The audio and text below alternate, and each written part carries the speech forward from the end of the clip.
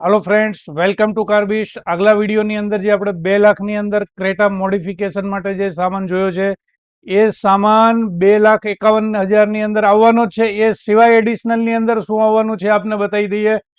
2,51,000ની અંદર Moral Kinetic, Moral Ultra, kicker, જેલ audio, audition અને આપના Creta Moral plug and play speaker રહેવાના છે।